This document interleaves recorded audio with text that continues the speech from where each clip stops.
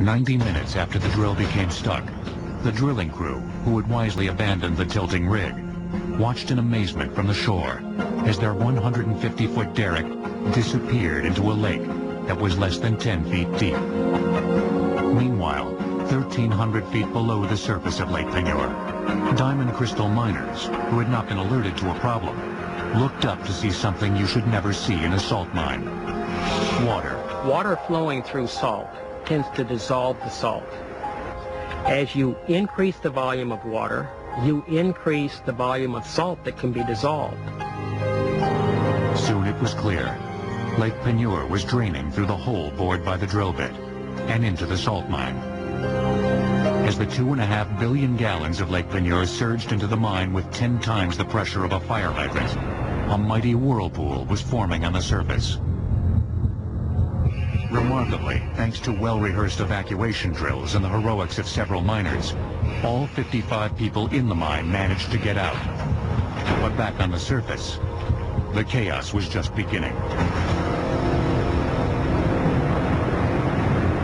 The whirlpool is basically a vortex of water and mud that is flowing down into a fairly confined space.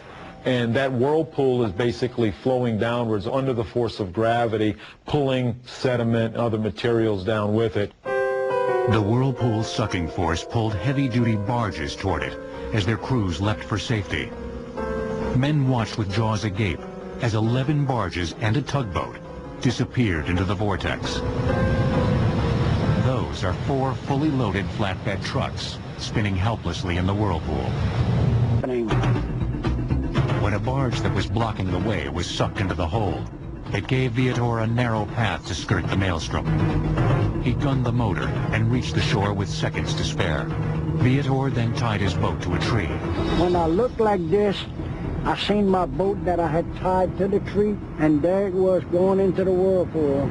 So that's the last thing I've seen, my boat tied up to the tree going into the hole. By that point, the whirlpool was sucking down Jefferson Island itself. Before evening, 65 acres of land, including much of Live Oak Gardens, would end up at the bottom of the mine.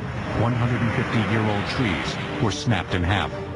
There were pecan trees that were 150 feet tall down here in this woods, and to stand there and watch them drop completely out of sight was, yeah. Along the shoreline, along the Live Oak Gardens and the Jefferson Island Mansion, you're basically seeing what are called landslides, where the ground is actually shearing and breaking apart, and gravity's pulling these blocks down into the hole. Look at this over here, look! Look at that going in there. Look at this!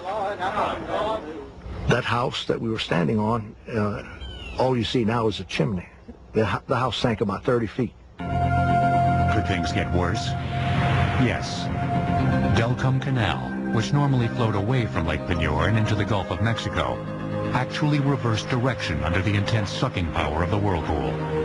As the water rushed into the now nearly empty lake bed, it formed a 150-foot waterfall, the highest ever in Louisiana.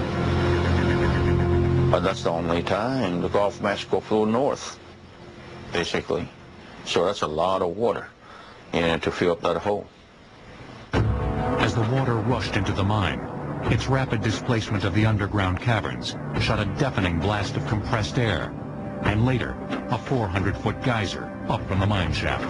To see something like this, it was terrible, really. I thought it was the end of the world. It took 2 days for the canal's water to fill up the mine and Lake Peigner. When the water pressure equalized, 9 of the 11 sunk barges popped up like corks in a bathtub.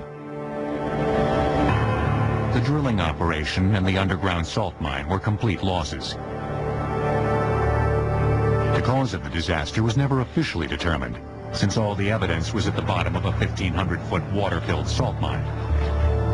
But there's no definitive evidence that the mine itself was structurally unsound.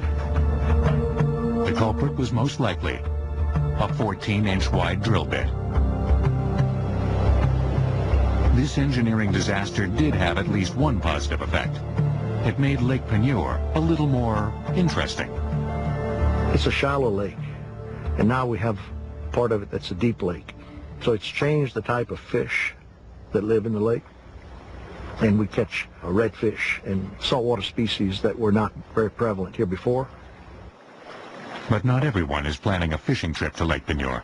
What I went through and got out of there alive, I don't care for it, really. I prefer buying my fish. It can hardly be said that the Jefferson Island disaster had a happy ending.